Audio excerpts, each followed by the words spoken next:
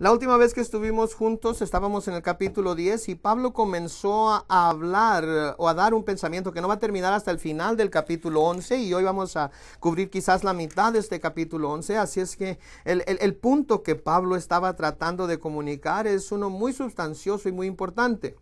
Y esto es que la naturaleza de Jesús debe ser la naturaleza también de la iglesia y la naturaleza de sus líderes. Y así que Pablo está tratando de presentar su caso porque Pablo está en la prisión, ha sido golpeado, ha sido asaltado. Cuando él llegó a la ciudad no era como que se recibía una gran celebridad, era un hacedor de tiendas que ha sido golpeado, puesto en la cárcel tantas veces. Pero luego hay otro grupo de apóstoles también que vienen a las ciudades y ellos son bien parecidos y son ricos y se tratan como una celebridad. Y Pablo en esencia está diciendo: yo vengo a ustedes como siervo y no me respetan porque me presento como tal. Pero estas personas vienen como celebridades y ustedes las escuchan y están asombrados por lo que dicen porque los tratan a ustedes como siervos. Y Jesús no vino a decir sean mis siervos, sino que él vino y dijo: déjenme servirles a ustedes. Y Pablo humildemente está llegando con ese espíritu y le faltan al respeto por ello. Cuando lleguemos al capítulo 12 vamos a ver cómo Pablo también nos dice que entre más les ama, menos es amado por ellos. En el capítulo 12 y el versículo 15, la última parte del versículo, es curioso.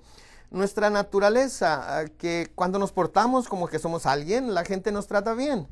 Si las celebridades vienen y tratan a todos los demás como peones, entonces les decimos: yo soy un peón y tú eres alguien grandioso. Y entonces Pablo está diciéndoles aquí: yo podría cambiar y podría comportarme como que soy alguien y quizás me tratarían mejor, pero no lo voy a hacer porque no es así como Jesús vino. Entonces en el capítulo 10, la vez pasada en el versículo 12, Pablo toma nota aquí un capítulo antes del que vamos a cubrir esta mañana. Dice: porque no nos atrevemos a contarnos ni a compararnos con algunos que se alaban a sí mismos. Pero ellos, midiéndose a sí mismos por sí mismos y comparándose consigo mismos, no son juiciosos. Pablo está diciendo: yo no voy a venir y voy a jugar el juego apostólico. Él les está diciendo con quién se ha llevado él. Acaba de venir de Jerusalén, de haber estado con Pedro, recibió una revelación de parte de Jesús.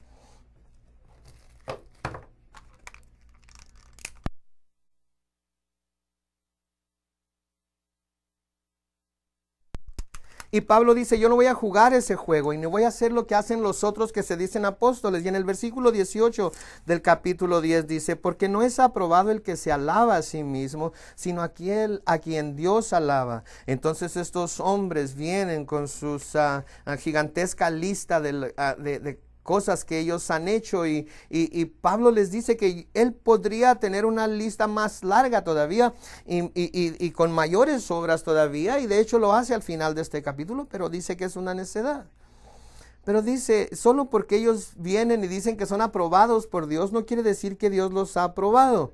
El día del juicio va a revelar quién es verdaderamente siervo de Dios y quién solamente dijo que era siervo de Dios, mas no lo era. De manera que hoy en el capítulo 11 vamos a comenzar un pensamiento y lo vamos a tener que dejar a medias hoy, pero en la semana entrante vamos a poder entonces traer la conclusión a esto. Pero en el versículo 1 dice: ojalá me toleraseis un poco de locura. Y toleradme, por favor, les dice aquí. Muy bien, voy a rebajarme a jugar el juego que ustedes están jugando, y es un juego necio, pero lo voy a hacer. Entonces ustedes quieren venir y escucharme un poco acerca de esto que voy a decir, y vamos a comparar. Y les dice en el versículo 2: porque os celo con celo de Dios. Ahora, la gente a menudo dice: espérense, pero ¿qué los celos no son algo negativo? Sí, lo son. Típicamente es algo egoísta. ¿Por qué le estás platicando con mi novia? Ella es mía, déjala en paz, somos posesivos. Y típicamente es algo negativo, pero a menudo no hay palabras para explicar lo que se está sintiendo. Se toma entonces una palabra y luego se explica lo que se quiere decir por la palabra. Y de hecho en Éxodo capítulo 20 Dios mismo dice que Él es un Dios celoso del pueblo de Israel, y explica ahí entonces que no es un celo por ellos, o no un celo contra ellos, sino por ellos. Entonces, por ejemplo, si vemos a nuestro hijo que está patinando, tratando de hacer algún truco y se cae, y nos damos cuenta que se va a romper un brazo o el cuello o algo, y vamos y le decimos, deja de hacer eso, dame la patineta porque me siento celoso por ti, me siento celoso porque tú vayas a crecer sin ningún hueso roto, para que no vayas a tener ningún problema después. Estoy celoso, quiero mostrar celo para que tú hagas las cosas correctas y no vayas a caerte y hacerte daño, porque no es buena idea. Y esto es lo que Pablo está diciendo aquí, o celo con celo de Dios, porque quiero que tengan lo mejor, quiero que escuchen la verdad y quiero que crezcan y se acerquen tanto a Jesús como puedan. Y no se trata de escuchar a este otro grupo de personas, estos que se llaman apóstoles a sí mismos. Ellos los están lastimando y en esencia les estoy diciendo, escúchenme porque yo les estoy señalando al Jesús correcto. Entonces siento celo, pero no es celo en contra de ustedes, sino por ustedes. Y sigue diciendo en el versículo 2, pues os he desposado con un solo esposo para presentaros como una virgen pura a Cristo.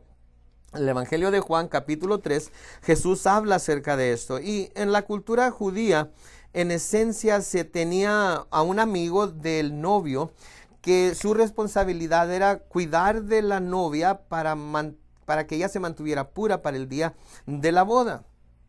Y en el día que se iban a casar, entonces este hombre le garantizaba a el novio que esta mujer era pura. Entonces Pablo está diciendo, ese soy yo. Jesús es el novio, la iglesia es la novia o esposa de Cristo, y yo estoy cuidando a la iglesia para asegurarme de que tengan doctrina pura, para que se mantengan a sí mismos en la verdad de Jesucristo, de lo que Él es, para que cuando llegue el día del rapto de la iglesia, el día de la boda, la iglesia se encuentre como una esposa preparada, pura para su esposo. Y Pablo les dice, eso es lo que yo siento. Entonces soy celoso de ustedes, tengo esta pasión por ustedes, porque quiero que las iglesias, y especialmente la iglesia en Corinto, sepa la verdad, tengan doctrina sana para que se mantengan puros, para que puedan ser en realidad la esposa de Cristo para toda la eternidad. Y en el versículo 3 les dice, pero tengo preocupación, estoy grandemente preocupado, no un temor de impiedad, sino que estoy preocupado que como la serpiente con su astucia engañó a Eva, vuestros sentidos sean de alguna manera extraviados de la sincera fidelidad a Cristo. Entonces Pablo está diciendo aquí, yo sé lo astuto que es Satanás, y yo les quiero decir a ustedes también que Satanás es muy inteligente, es un desviado, es una persona malvada, pero lo que hace, lo hace bien. Y eso es hacer que lo bueno parezca malo y lo malo parezca bueno. Eso es tratar de hacerle pensar que tiene una buena excusa para hacer esto o aquello, aun cuando esto está malo, es pecado.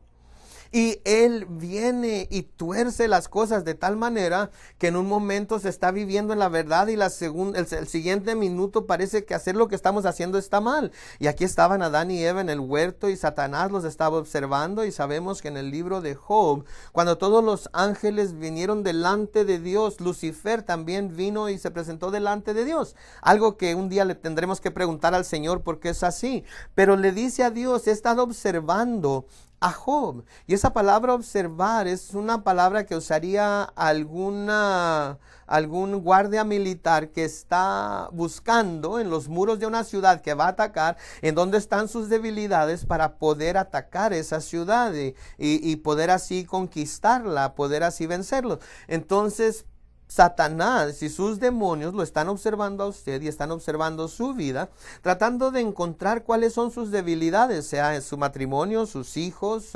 algún vicio con el que está teniendo problemas, su salud, lo que sea. Satanás está tratando de encontrar sus debilidades y ahí va a atacarlo. Y él dice, tengo temor, temo por ustedes, porque Eva tenía en su mente claramente la enseñanza de que no tenía por qué comer del árbol que estaba en medio del huerto.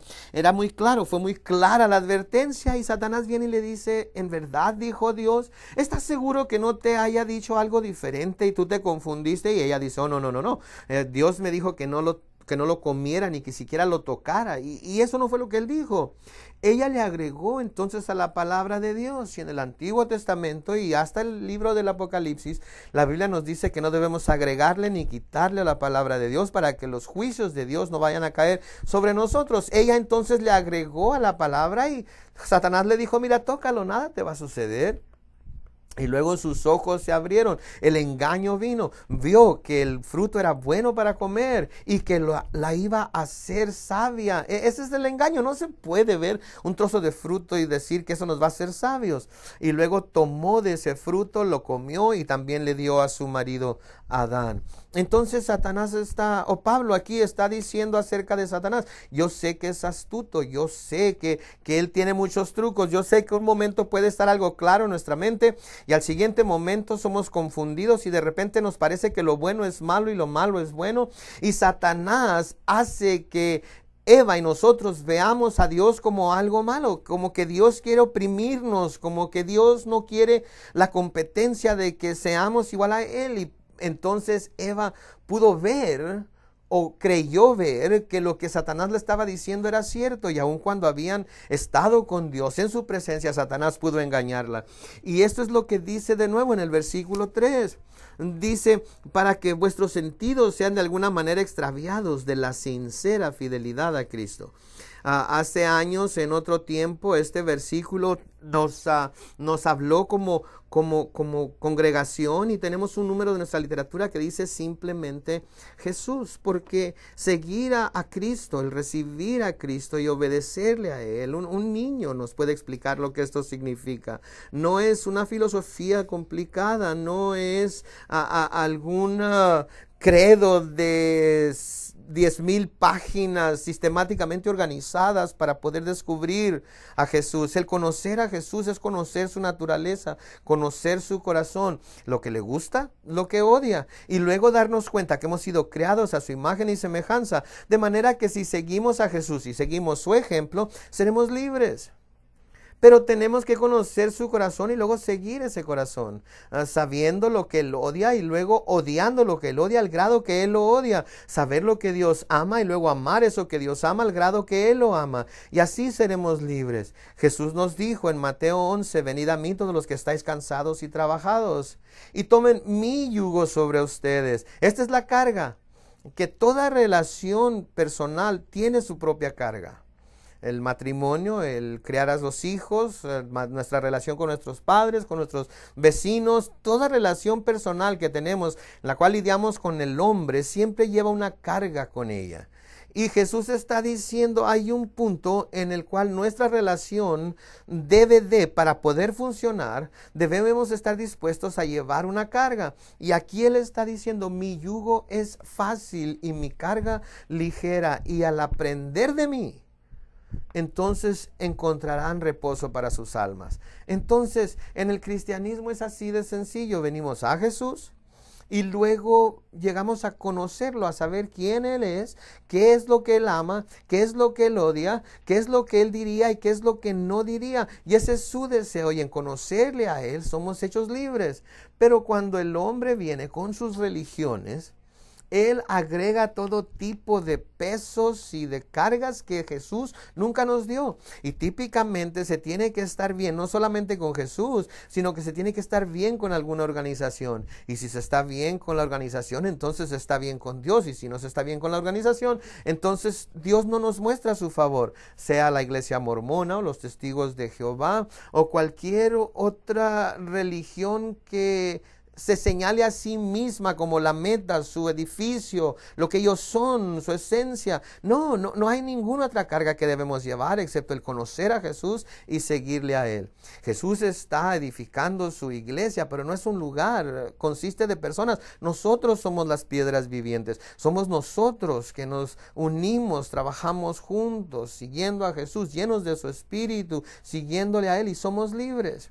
Me da tanto gusto que cuando voy a compartir a Cristo con la gente, no tengo que hacerlos que vengan a nuestra iglesia para que puedan ser salvos y conozcan a Cristo. Les puedo decir acerca de Jesús y cómo Él es el buen pastor y cómo Él los va a llevar a aguas mansas y pastos verdes. Me gusta invitar a la gente a que venga a nuestra iglesia, pero no quiero que vayan a pensar que el venir a nuestra iglesia de alguna manera los va a hacer más aceptos a Dios. Pero cuando el hombre crea sus propias religiones, complica y trae todo tipo de cosas extrañas y le tiene que leer sus revistas y libros y lo hace algo muy difícil. Vemos la iglesia mormona. Acabamos de tener a uno de apologista, Lenny Esposito, que vino a hablarnos, a enseñarnos cómo testificar a las personas que vienen a nuestra puerta y vemos lo que se nos presenta y vemos que es algo complicado. Tienen la doctrina de los pactos, la perla de gran precio y tienen la Biblia también, pero contradicta su otro material que dicen que es la verdad, y nos dicen que la verdad a veces se contradice, pero la verdad no se puede contradecir. Y de nuevo es una organización y todo tipo de cosas en las que se tienen que hacer esto y no se puede hacer aquello, no puedes tomar cafeína, tienes que vestirte como ellos se visten, casarte en el templo de los mormones, todo tipo de cosas complicadas que aún el más sofisticado y más aprendido de los mormones difieren en su manera de hacerlo porque están confundiendo y nadie está seguro lo que dice en realidad de todas sus enseñanzas. Pero en el verdadero cristianismo es simplemente Jesús, se viene a Jesús. Y todo aquel que invoque el nombre del Señor Jesús será salvo. Y tantos como le reciban. No la religión, no la iglesia, no un juego de doctrinas. Todos los que lo reciban a Él les da la potestad de ser llamados, hechos hijos de Dios. Eso es todo. Despertamos cada mañana queriendo conocer a Jesús, andar con Jesús, escuchar su voz. Vamos a la Biblia y desde el principio y hasta el fin habla de su naturaleza, su corazón. ¿Y qué es la iglesia? La iglesia es su iglesia, es su cuerpo. Y la iglesia que está aquí esta mañana entonces debe parecerse a Jesús, escucharse como Jesús. El mismo Espíritu de Jesús debe estar presente aquí con nosotros. Y si vemos el ministerio de Jesús, Él se vistió de una forma muy regular, no tenía vestidos religiosos que ponerse. Él iba al mar de Galilea y la gente venía tal y como estaba y se sentaba a escuchar sus enseñanzas. Les encantaba escucharlo enseñar. ¿Por qué? Porque hablaba como uno que tenía autoridad. En Isaías 53 se nos dice que él no era guapo, no era bien parecido. Físicamente era una persona fea. Lea usted a Isaías 53 y el versículo 2.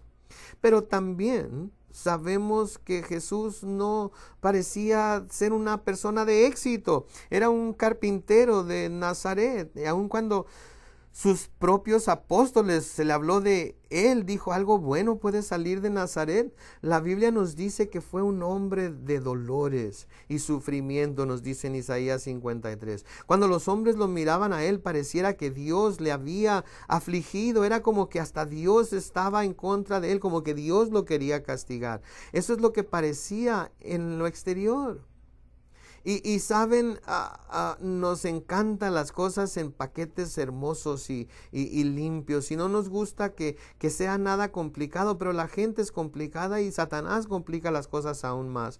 Pero Jesús vino a ser siervo y a servir y no tenía la mejor voz o la mejor mente, o no era el hombre más fuerte del mundo, ni el hombre más rico del mundo.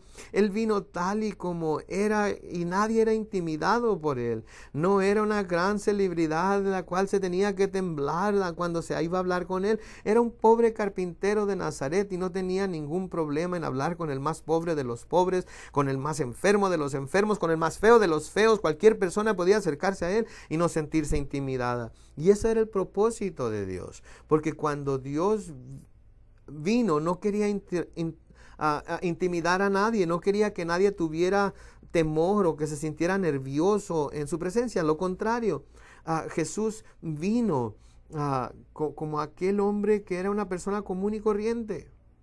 Y nadie iba a sentirse intimidado en su presencia, al contrario. Así que Pablo entonces está aquí diciéndonos que ahora venimos nosotros. Y no deberíamos los que predicamos a Cristo tener el mismo patrón, el mismo espíritu que Cristo. Noten en el versículo 4 aquí del capítulo 11 de 2 de Corintios. Porque si viene alguno predicando a otro Jesús. Ahora, noten aquí la palabra otro. En el griego hay dos palabras que significan otro, uno para otro de la misma clase y otra palabra que significa otro de diferente clase. Entonces estamos tomándonos una taza de café y veo que usted ya terminó la suya. Yo le digo, ¿quieres otra? Refiriéndose a lo mismo que es la taza de café. Pero si se toma poco de café y hace una cara medio rara y me doy cuenta que no quiere el café, le digo, ¿quiere otra cosa u otra bebida, algo diferente? Aquí esta palabra es otra, pero de clase diferente. Entonces, si alguien viene y predica a otro Jesús diferente, no el mismo Jesús que hemos predicado, no alguien que se llama Jesús, pero es diferente al que estamos predicando, que el que os hemos predicado, o si recibís otro espíritu que el que habéis recibido, u otro evangelio que al que habéis aceptado. Noten aquí al final del versículo 4, bien lo toleráis. Está diciendo a la iglesia en Corinto entonces que su enfoque no está puesto en Jesús. No es la naturaleza de Jesús con la que se están enamorando. No son las palabras y el carácter y la naturaleza de Jesús a la cual están siguiendo. Se tiene esta institución religiosa con el nombre de Jesús estampado en ella, pero no les importa a lo que parece Jesús. Si ustedes ven las otras religiones del mundo, ellas toman el nombre de Jesús y es una persona diferente completamente. Si usted ve, por ejemplo, de nuevo a los mormones, ¿quién es Jesús? Jesús fue un tiempo un hombre en un planeta llamado Kolath. Su hermano era Lucifer. Su padre, fue un hombre en otro planeta, pero se probó a sí mismo digno de ser hecho Dios. Su nombre es Elohim. Y él miró a estos dos hombres que fueron buenos mormones en Kolath y digo, muy bien, ahora ustedes van a ser dioses. Y de hecho acabo de crear un nuevo planeta que se llama Tierra. Así es que dime, Jesús, ¿cómo reinarías tú sobre este planeta si tú fueras el Dios? Hay otros planetas de los que puedes ser Dios, pero ahora estamos hablando de tierra. Y Jesús dijo, yo los voy a bendecir, los voy a amar. Y Lucifer le dijo, yo voy a reinar con vara de hierro. Entonces Elohim le dio a Jesús el derecho de reinar sobre este planeta. Pero su hermano Lucifer se enojó con él y trató de atacar y acabar con el plan de Jesús. Notamos entonces cada vez que la gente hace menos a Jesús, hay un solo Dios. Punto.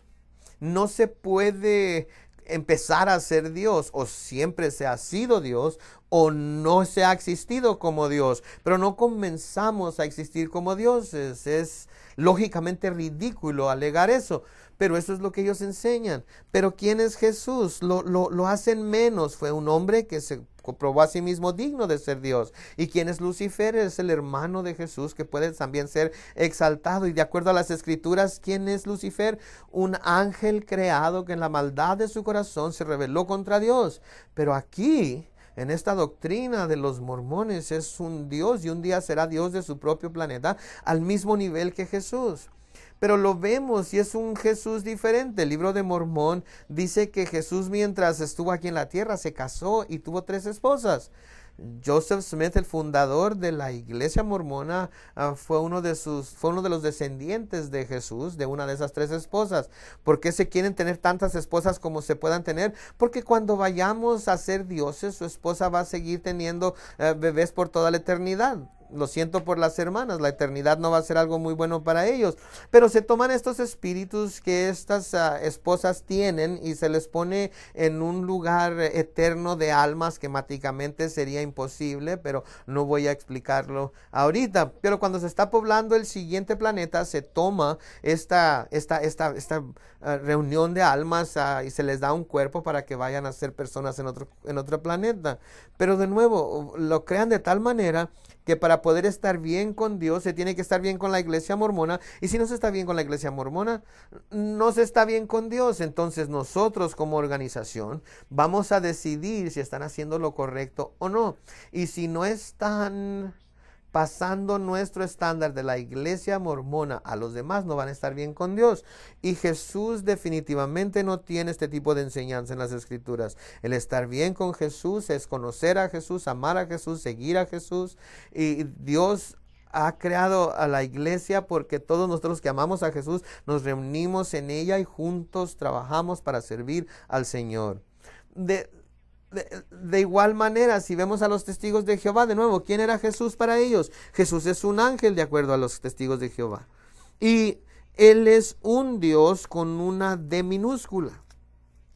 Y de nuevo es algo ridículo si lo vemos detenidamente, pero este ángel que es Jesús vino y murió por nuestros pecados. Ahora, si eso es verdad, eso hace que Dios sea alguien malvado. El hacer que su hijo o crear un ángel, si hay un auto que viene y va a atropellar a un borracho en el camino y yo digo, oh, no quiero que esa persona muera y quito al borracho de un lado y pongo a un niño de 9 años para que él sea atropellado y le digo, hey, acabo de salvar tu vida.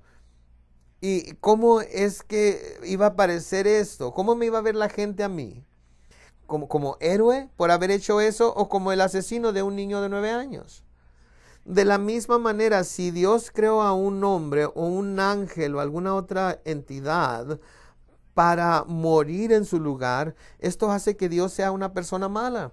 Pero si Dios dio su propia vida para salvarlo, eso hace a Dios un héroe, eso hace que Dios sea una persona maravillosa. No se puede tener a un ser creado, o Dios no puede crear a un ser para sufrir y morir por otro ser, porque eso sería injusto, sería una maldad. Entonces Pablo aquí de nuevo está diciendo, yo me siento entristecido porque no conocen a Jesús, no aman a Jesús. Vamos a decir que mis hijos tienen 5 años de nuevo y mi hija de 5 años va con una persona y le dice, hey, tú eres mi padre, y yo estoy ahí parado a un lado de ella y le pregunto, ¿qué estás diciendo? Y ella dice, no me importa quién sea, cualquier güero gordo que esté a mi lado puede ser mi padre. Yo veo a mi hija y le digo, bueno, pero yo no estoy en contra de eso, pero ¿qué importa? Todos son iguales, ¿no es cierto? ¿Cómo me sentiría yo como padre? Yo diría, claro que me importa. Hay un padre biológico que tienes y ese soy yo. Y el hecho de que no te importe si soy yo o cualquier otra persona, en realidad me molesta, me duele. Y para que nosotros digamos ahora, no importa quién sea Jesús, cuál es su naturaleza, qué es lo que hubiera dicho, qué es lo que no hubiera dicho, qué le gusta, qué no le gusta, no importa. Cualquier Jesús es el mismo Jesús. Ese es ofensivo para nuestro Creador. Tenemos un solo Dios, un solo Creador, y es ofensivo para Él que no nos importe a nosotros quién es Él en realidad, lo que Él diría, lo que Él pensaría, cómo se sentiría Él. Y Pablo en esencia está diciendo, ustedes no van a poder tener una relación íntima y cercana con Jesús. Es simplemente un nombre para ustedes, no tiene ningún significado para ustedes. ¿Quién es Jesús? Lo que Él ha hecho, en realidad no les interesa. Se unieron a esta religión y esta religión les ha dado oportunidades para poder hacer crecer sus negocios o para tener amigos honestos, pero no es en realidad porque llegaron a conocer y amar y servir, adorar al único Dios viviente y verdadero. En el versículo 5 les dice, y pienso que en nada he sido inferior a aquellos grandes apóstoles. Pablo aquí de nuevo está diciendo, yo no soy inferior a ellos. Aun cuando ellos vinieron como celebridades y les hicieron a ustedes que les sirvieran a ellos y les pidieron dinero a ustedes por venir a predicar lo que predicaron, y ustedes los están tratando o viendo como alguien más importante, y a mí que vine a servirles me están tratando como un don nadie. No quiere decir que sea inferior, no porque no me enseñoreé de ustedes y no me comporté como celebridad, no significa que mi trabajo sea de menos importancia. Y en el versículo 6 dice, pues aunque sea tosco en la palabra, no lo soy en el conocimiento. En todo y por todo os lo hemos demostrado. Entonces Pablo dice, aun cuando no vine como algún orador elocuente que vino a predicarles, no importa, yo simplemente vine a hablarles acerca de Jesús, y se trata de quién es Jesús, el poder de su naturaleza, y eso es lo que cambiará vidas. Y en el versículo 7 dice, ¿pequé yo humillándome a mí mismo para que vosotros fueseis enaltecidos? Por cuanto os he predicado el evangelio de Dios de balde o gratuitamente, podría decir.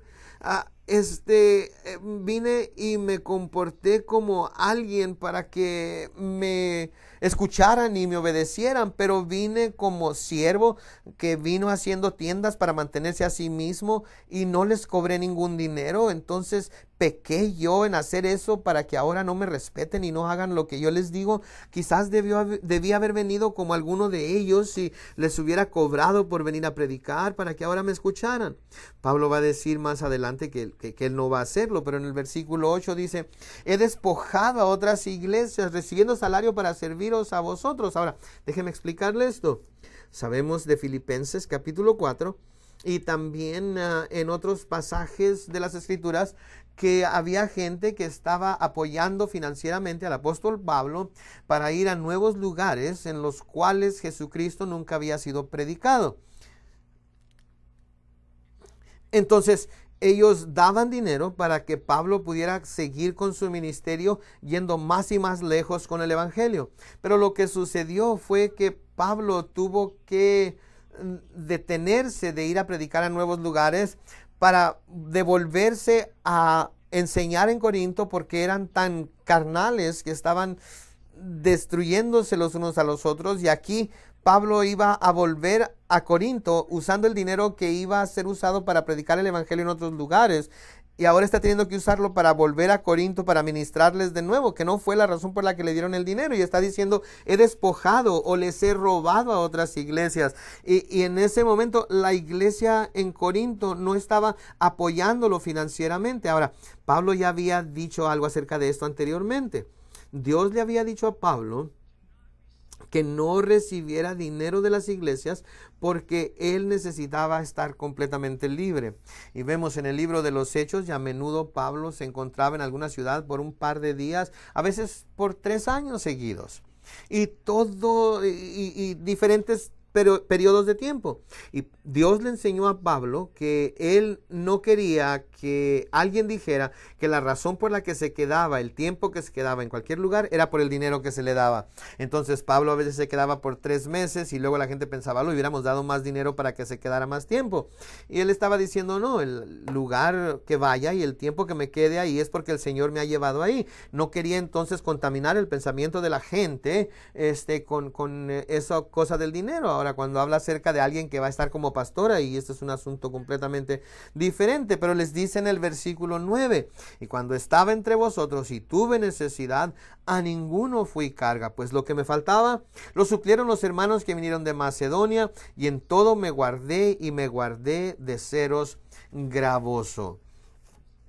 Este es un mandamiento de Dios. Entonces, cuando estaba en Corinto, vino este dinero a él, ofrendas a él de Filipo, y siguió trabajando como hacedor de tiendas para proveer para sus necesidades y los que estaban con él. Porque si Dios le decía, mañana te vas a ir a una nueva ciudad, entonces él podía levantarse e irse cuando Dios lo mandara, y no tenía que quedarse ahí para cumplir con esa iglesia si la iglesia le hubiera dado alguna clase de dinero. En el versículo 10 dice, por la verdad de Cristo que está en mí, que no se me impedirá esta mi gloria en las regiones de acá y allá. En otras palabras, él puede llevar a cabo su ministerio sin cobrarle a nadie, y así nadie podría hablar en contra de Jesús y de su ministerio. En el versículo 11, ¿por qué?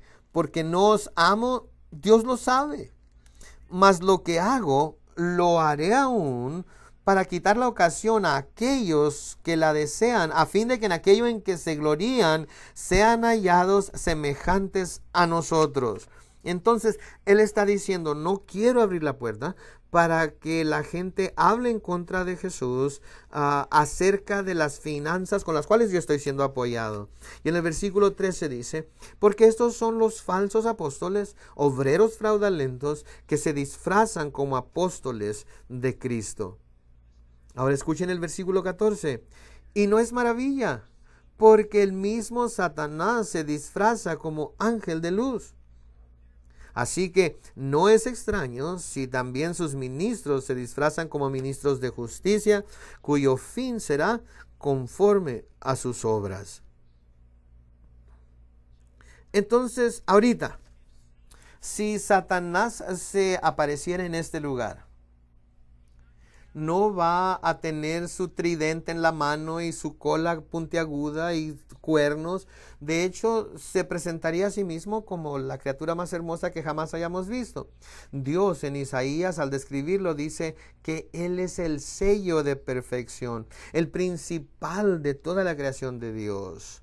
En cuanto a criaturas creadas, el ángel número 1 del cielo, este ser creado que iba a estar al frente de todos los principados y poderes de las fuerzas de Dios, él fue levantado en su propio corazón, se exaltó a sí mismo en su propio corazón y dijo, si yo fuera Dios, yo sería un mejor Dios que lo que es Dios. Yo seré exaltado, yo seré como el Dios altísimo. Y aún Dios dice que si Él apareciera delante de nosotros, pareciera ser lleno de sabiduría, pareciera ser alguien hermoso. Y luego dice, piensen en ello. Esta es la razón por la que todos estos falsos apóstoles vienen detrás de Él. Todos estos maestros falsos vienen y se manifiestan a sí mismos como hermosos, como que son organizados y disciplinados, porque esta es parte del engaño. Así que de nuevo, hablando de la iglesia mormona como una de muchas sectas, que es de hecho una secta, la gente puede venir y decir, miren lo hermoso que son sus edificios, miren lo cuidado que está el pasto y las plantas, miren cómo todos se visten tan bien y todo mundo está con su cabello recién cortado y muchos carros hermosos en el estacionamiento y yo quiero estar con gente que tiene la apariencia de estar tan organizada y la vida es buena para ellas. Quiero asociarme con ese tipo de personas. Ahora, de nuevo, es una fachada externa, no es algo verdadero. Podemos darnos cuenta de cómo el mormonismo se ha establecido en comunidades, ciudades y estados, pero tienen un muy alto índice de suicidio, de abuso de niños también. Y es una fachada externa que parece o tiene la apariencia de hermosa, de organizada, pero por debajo de la apariencia es Satanás mismo. Son mentiras, son maldad. O Jesús es el Dios eterno, o Él fue un hombre que se hizo Dios. No se pueden decir las dos cosas acerca de Él. Bueno, yo soy cristiano, pero soy cristiano mormón. No hay tal cosa. La perla de gran precio, la doctrina de los pactos, son libros escritos por el diablo para engañar a los hombres. La iglesia mormona es un camino muy bien cuidado que lleva a la gente al infierno mismo. El evangelio de la iglesia mormona es una mentira. Dicen que Adán es el único Dios en el cual tienen algo que ver. Interesantemente que el juicio va a venir de parte de Joseph Smith, de parte de Adán y de Jesús. Y los tres de ellos van a ver a toda persona y van a decidir cuál va a ser su posición eterna. Pero si no se fue mormón, simplemente se va al primer nivel del cielo. Y si fue mormón, pero no muy buen mormón, se va al segundo nivel del cielo. Pero si fue un buen mormón y se bautizó en el templo mormón y ahí selló su matrimonio y no tomó cafeína y vivió una buena vida mormona, entonces llegará al tercer nivel del cielo en el cual usted también podrá ser Dios. Vamos a pensar en eso. ¿Quién más dijo, yo seré como Dios? ¿Lucifer?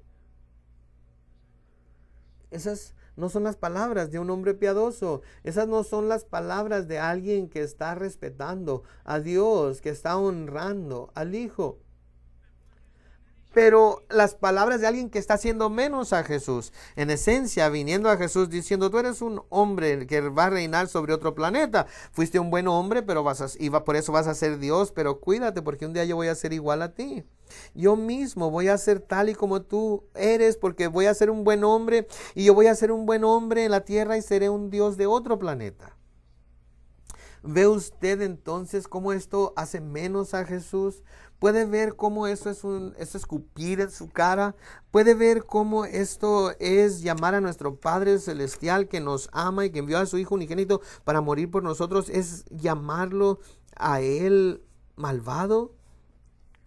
Porque Él creó a un ser específicamente para morir por otra persona. Miren, de nuevo, si vemos el centro de lo que están diciendo, en realidad es maldad. Es algo inventado, algo que nació en el corazón de alguien malvado como Satanás mismo. Entonces, ¿cómo se aparecería Satanás entre nosotros? Como un ángel de luz. Iba a parecer sabio y puro y santo, porque él puede torcer las cosas y hacer que lo bueno parezca malo y lo malo parezca bueno. Esos son los trucos que él tiene. Es poderoso. En el libro del Apocalipsis, él va a hacer que caiga fuego del cielo y va a engañar a una gran parte de la población de la tierra por medio de esa obra. Y luego el anticristo va a morir o lo van a herir de muerte y va a parecer que murió, y al tercer día, ¿saben qué va a suceder? Va a resucitar de entre los muertos. ¿Alguien más murió y resucitó al tercer día? Satanás está celoso, está tratando de imitar la obra de Jesús. Y luego se nos dice en 1 de Timoteo 4 que en los últimos días los creyentes, la iglesia misma va a escuchar las mentiras de Satanás. Estos ángeles caídos y demonios, y luego dice que cuando escuchen sus doctrinas, entonces ellos se apartarán del Dios viviente.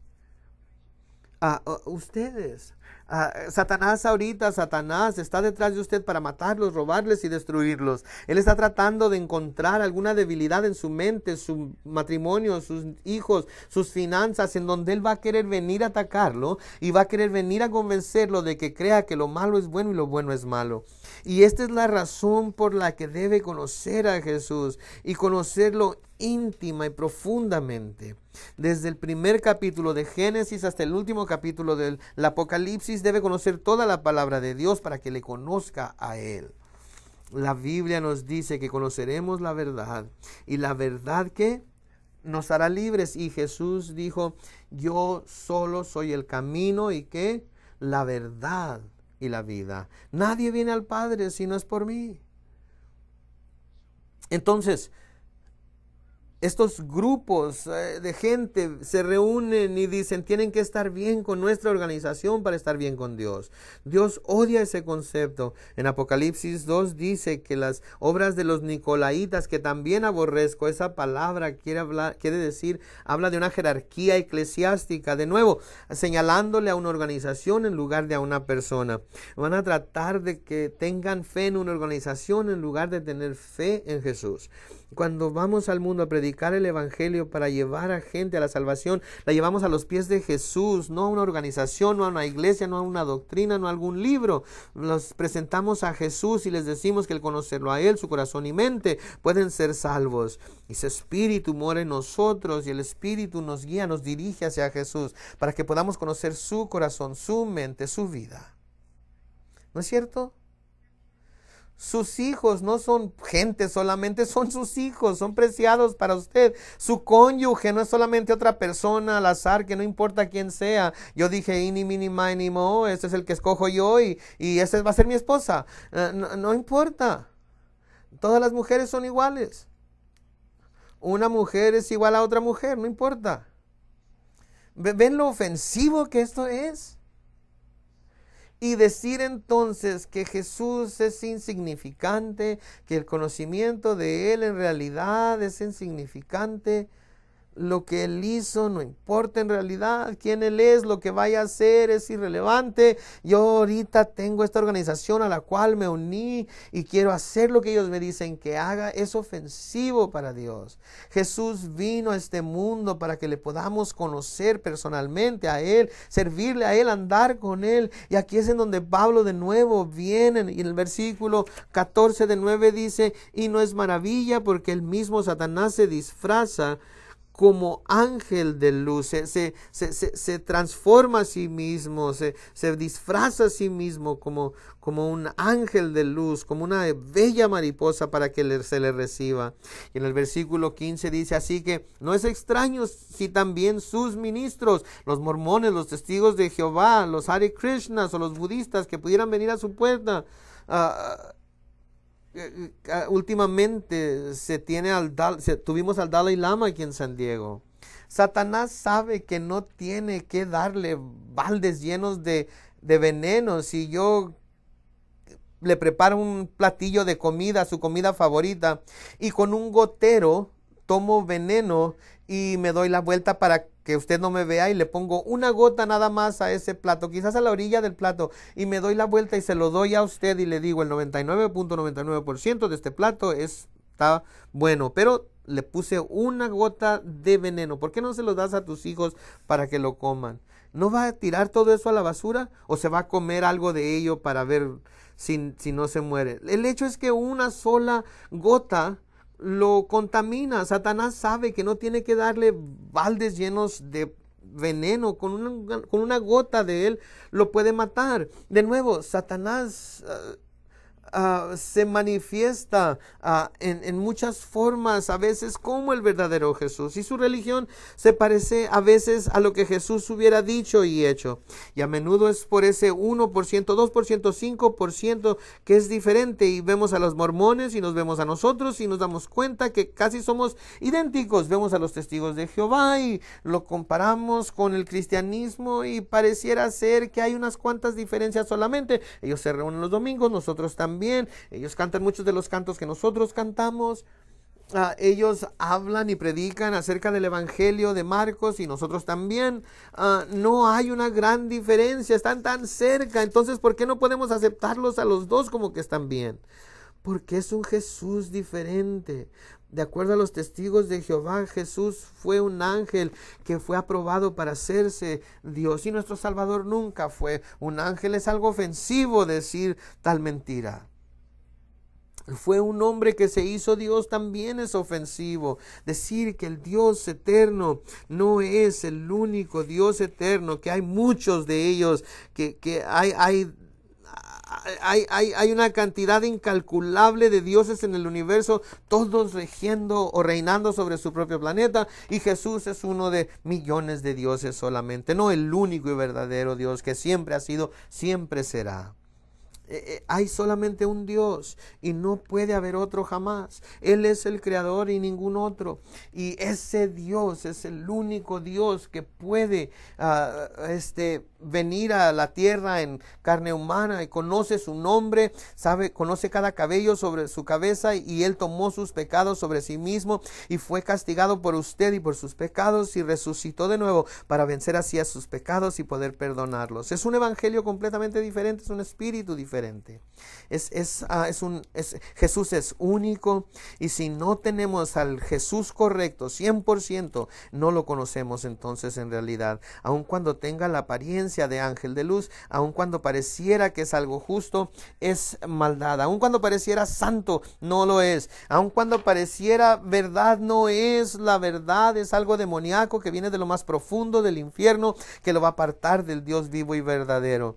Y todos estos personas nos hablan, el versículo 15 dice: cuyo fin será conforme a sus obras. Ningún hombre puede estar firme delante de Dios. Si nosotros decimos que somos salvos por nuestras obras, entonces podemos gloriarnos de nosotros mismos y no de Dios. Pero la Biblia nos dice muy claramente que somos salvos por gracia, por medio de la fe, no de nosotros mismos. Efesios 2:9.